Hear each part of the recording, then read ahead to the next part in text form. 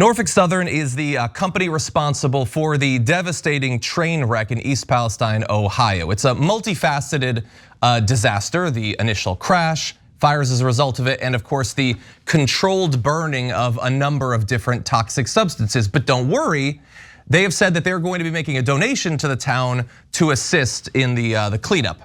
$25,000. And they looked it up. There's 5,000 people in East Palestine, so that's $5 a person. Yay. Anyway, we have more information on that. Oh, by the way, the company's worth $55 billion. We don't have to do any math on that. It's just a really big number, and I thought it was noteworthy. So the show was talked about on the Young Turks just yesterday. They brought on David Sirota of The Lever to break down details of it. And this is a story that I think you're definitely gonna hear a lot more about on a national level. It's been a little bit, for some reason, below the surface up until now, but wait until you hear some of the developments in that story. In case you're not familiar with the base facts though, about 50 cars derailed in East Palestine at about 9 p.m. Eastern time as a train was carrying a variety of products from Madison, Illinois to Conway, Pennsylvania. Apparently 20 of the more than 100 cars were classified as carrying hazardous materials. That's defined as cargo that could pose any kind of danger, including flammables, combustibles, or environmental risks. So there's a variety of different chemicals that in theory could be on there, but the one that's made the most news so far is vinyl chloride.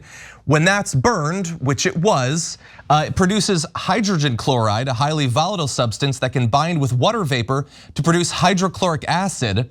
It can also produce phosgene, a toxic gas that was deployed as a chemical weapon in World War I. Now, aside from the toxic byproducts of it, it's odorless and hazardous that lingers in the air, but also can get into soil and groundwater. It's linked to liver and neurological damage, as well as several types of cancer, and a whole bunch of it was burned off. And that was the solution to the problem. So obviously not solved from the point of view of the people of East Palestine. And they have a lot of concerns about how long-term the aid is gonna be. The company says that this 25,000 is not the extent of it, and they're in it for the long haul. I would use different terminology considering your inability to move cargo even on a short haul right there. But anyway, guys, we have other updates. I just thought that initial overture of $25,000, I mean, they're gonna spend $25,000 to fly some of their execs out to give a speech next week or something like that. It's such a meaningless amount of money. But starting with you, David, what do you think about this? You know, when I first heard this, when I first read it, I thought, oh no, this must be a mistake. It's like $25,000 for each resident, right? Because you're talking a $55 billion company. No, $25,000 for the entire town, that's outrageous. You might as well not even give any money at that point. Just say, well, we're not giving any money yet because we need to find out what people need. It's just insulting, and this is what they're gonna do. The first offer, the first help to the community is $25,000. That is absolutely absurd, and it shows what a terrible, terrible company Norfolk Southern really is. Moss? Yeah, you know, it's interesting. I watched this, and the first thing that comes to my mind is, why are these people able to just come up with a number themselves? It's almost as if we should have a government and a court system and prosecution and people who can actually hold them accountable. Like the citizens of this small town, they can't do this collectively by themselves. They can't hold a corporation with this much resources accountable. This is what we have a government for. When you transgress against people in this manner and fashion, you need to be held accountable by a greater body than yourself. This idea is like, yeah, no, this is the down payment on how I'm gonna screw you guys over for years to come. It's absurd. It definitely is. Look, if you're worried that long term, you know, we're gonna check in on this in 10 years or something, and oh, what do you know? The cases of various types of liver failure are 30% higher or something. Like, I have no idea, just speculation. You would hope that you would have something like the government to make sure that to whatever extent your life can be repaired after that, and in no true sense can it really be, that you'd have that. But as of right now, you don't really have a functioning government to do that. You have $25,000. And maybe in 15 years, Jon Stewart will give a speech, and so hopefully they'll give you a little bit of aid. That's what you've got going for you. No government, little donation, maybe a guy from The Daily Show. That's what you have. What we have right now is, thankfully, David Sirota doing some great analysis of the variety of ways that the government has purposefully failed in advance of this, and it almost certainly will continue to fail in the wake of it. So for instance, there were potential provisions that could have stopped particularly hazardous chemicals from being transported on trains. But hey, what do you know? They have more money to lobby in the train industry than people who are worried about getting sick. So no, you're able to transport quite a bit. That is probably not a good idea. So there's that. Also, the braking system, which by the way, the company says that it was a mechanical failure, that it wasn't specifically a braking system failure, although those two things could definitely combine, and wait to find out more.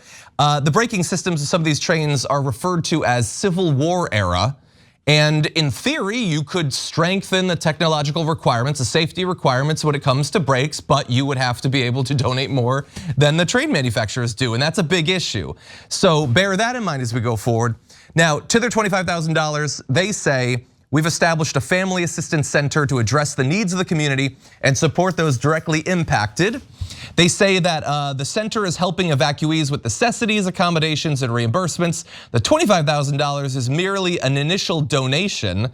It followed on, we're in the community for the long haul, although bear in mind, as of at least when we're filming this, they have not stated that they will cover the costs related to the derailment, ensuing fire, or the actual contamination. I would probably get them down on that very specifically so they can't get out of it if I was them. But in any event, they have $25,000 right now to give to the community.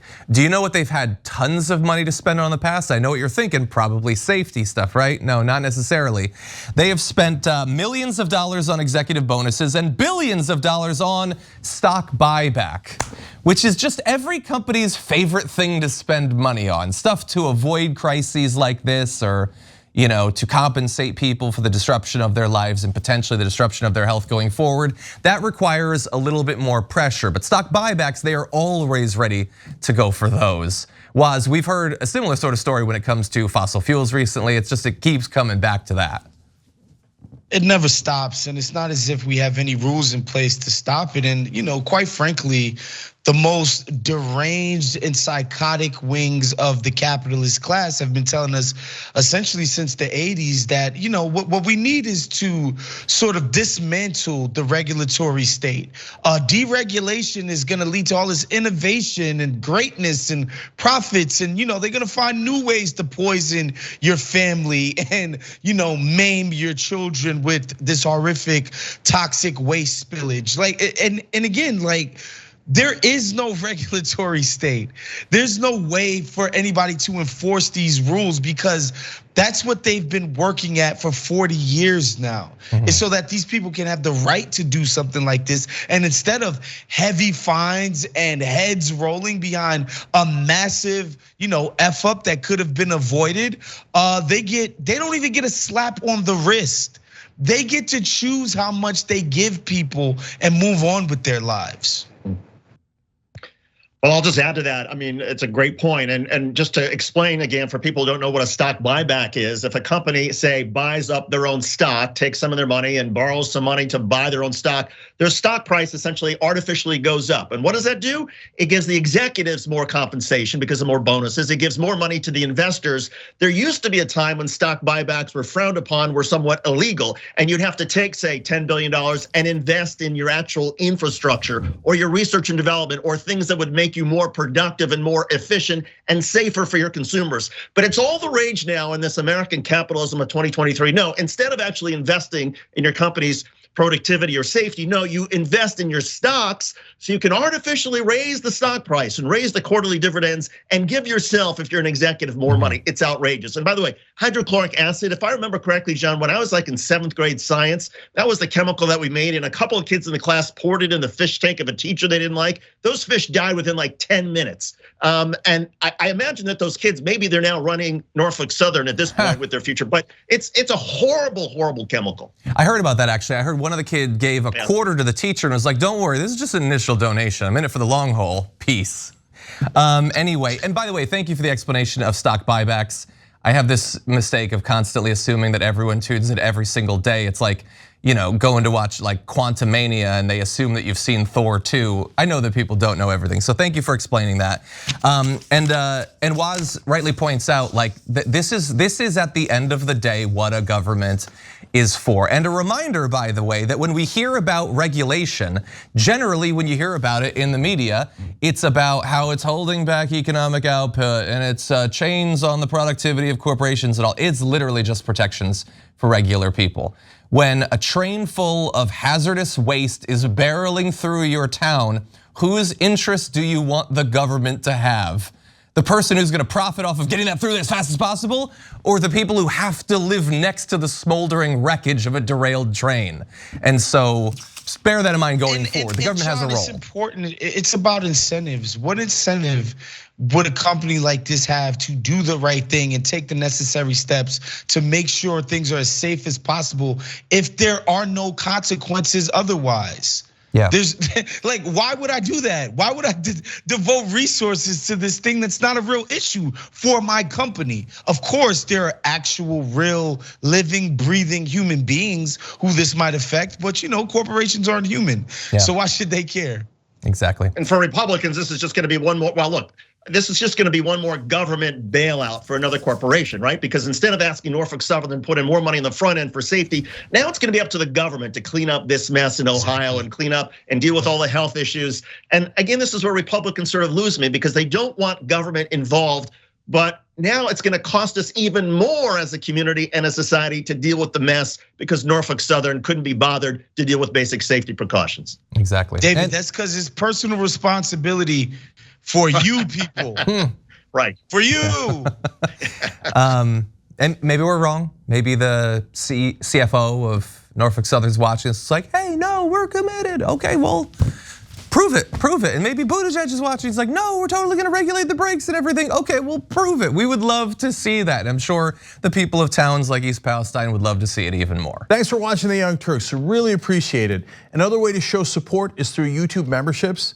You'll get to interact with us more. There's live chat emojis, badges. You've got emojis of me, Anna, John, JR. So those are super fun. But you also get playback of our exclusive member-only shows and specials right after they air. So all of that, all you gotta do is click that join button right underneath the video. Thank you.